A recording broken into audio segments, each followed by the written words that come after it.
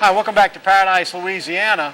And Mike Gallo, not Mike Callow, but Mike Gallo. Y'all come on, guys. Y'all did that last time. Mike No, Gallo. Mike, look, if you have the name, you got to live with it, okay? Mike, what happened? Hey, he's turning out to be some kind of fisherman down in the Biloxi Marsh area. Yeah, well, he fishes Lake Catherine, Lake Pontchartrain, Lake Bourne, but I think he'll tell you his favorite spot is the Biloxi Marsh. Now, the day we went, we had about a 2/10 of a tide range, which really didn't make him real happy. My suggestion was to go to the Wrigley's because you always got water moving through the Wrigley's, maybe pick up some speckled trout. We tried that early, caught a few small trout, one nice trout, a lot of little croakers and white trout, that type of stuff. Wasn't really happening for us. We decided to make a run across Lake Bourne to the Biloxi Marsh for redfish.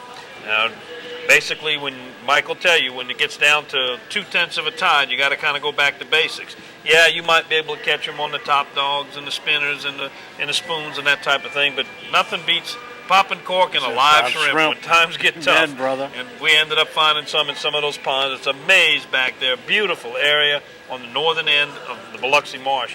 Now, Mike gave us some special tips too, and you might want to make some notes on this. If you ever get stuck on a day when there's just no tide moving, nothing happening, there's some ways you can compensate for that by going to places that will hold fish, that will bite even when the tide's not moving, or find some places where the water is moving even though there isn't a tide range. Here's Captain Mike Gallo telling you how to fish on no tide or low tide range days.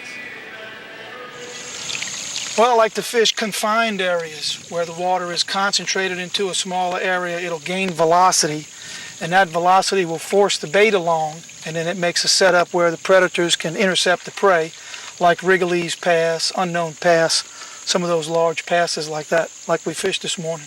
So what's happening is basically lack of tide, you're compensating for it by necking the water down. Right, the water bottlenecks down and gains velocity.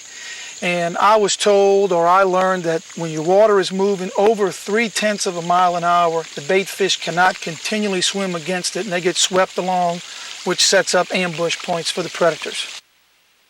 The difference in fishing slack tide, this is dead slack tide. What about if this were fall or winter? Would you fish it any different, or same principles apply? Yeah, the same principles would apply. Fall or winter, I'd be fishing the plastic under a cork because the trout will move into the marsh system in the fall or winter, and they're fattening up for that lean winter present. So October, November is a great time to fish in the marsh. A lot of speckled trout. The redfish are here year round, so I catch a lot of those that time of year as well. Is it possible to use wind-driven water in place of tide, or is that really looks like it's water moving, but it's really not? Oh, sure. Any type of water movement. Wind-driven. A storm could be 20 miles away and push water in this direction, or pull water.